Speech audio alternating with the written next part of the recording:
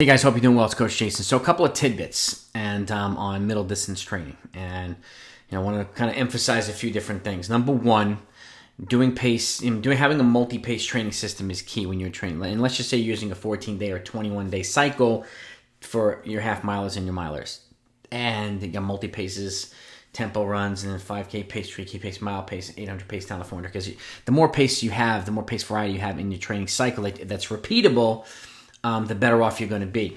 But as a healthy staple of 3K pace and 5K pace workouts within each cycle is a great way of building a sustainable amount of strength for middle distance runners, particularly ones that either want to pick up the end of the race or finish faster or slow down less than other folks in fast races. So it puts them in a position to have a good strength background.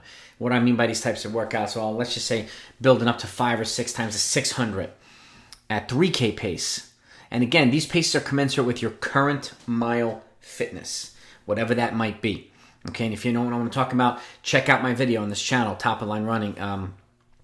Said how to test your fitness with a 1 mile time trial, and then how to set the right training paces based on what you just ran for the mile for everything, because that'll put you in the right position and put you in right footing moving forward to continually progress. But you're making sure your athletes are training in their training zones, not somebody else's. So that's a key. But doing stuff at 3K and 5K pace is key.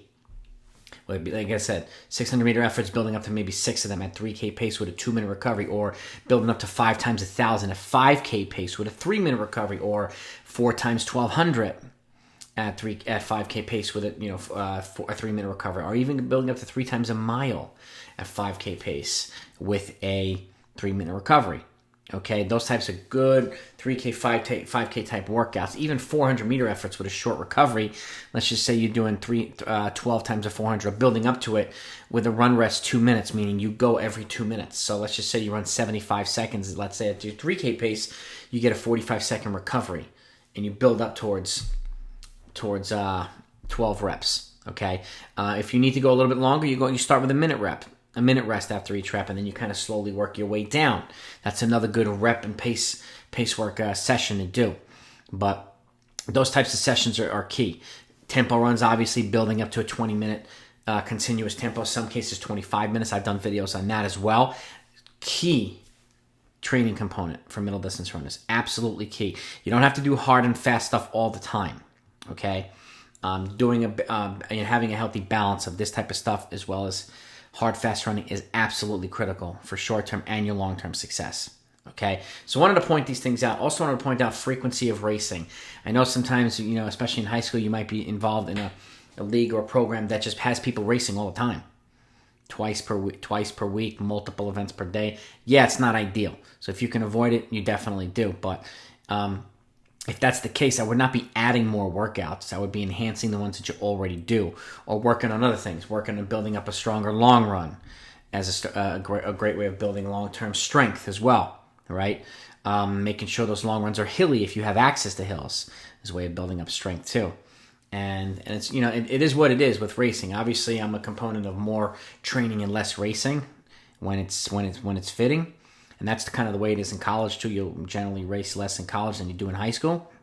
But there are some programs, and I've been talking to people recently about how to maximize your training based on the frequency that you race, and particularly middle distance running. So, because it is easier to run, the mile and the 800 than it is the 3K and the 5K, or the mile and the 2 mile. That can be a little tougher, right? But how do you do it? And again, going back to that 1 mile time trial, it'll kind of tell you, if you're further off from your 2 mile, then that's a good sign to do a little bit more work at 3K and 5K pace. If you're further away from your 800 meters, then it's a good sign to incorporate a little bit more speed development in the workouts that you already do. That doesn't mean add a new workout. It just means enhance the ones that you already do. Make it a little bit more specific to the events or VO2 max base with 3K and 5K pace, or whatever you might need in order to enhance the performance. So I wanted to bring up those 2 points. Training at 3K and 5K paces for middle distance runners, and how to maximize your training based around a high frequency of racing, because this is something that isn't really discussed with a lot of folks, a lot of coaches. People just go along with it, and they race and race and race and race, and at some point you end up racing your best races way too early, and then you're not there for the championships. You could be tired and whatnot.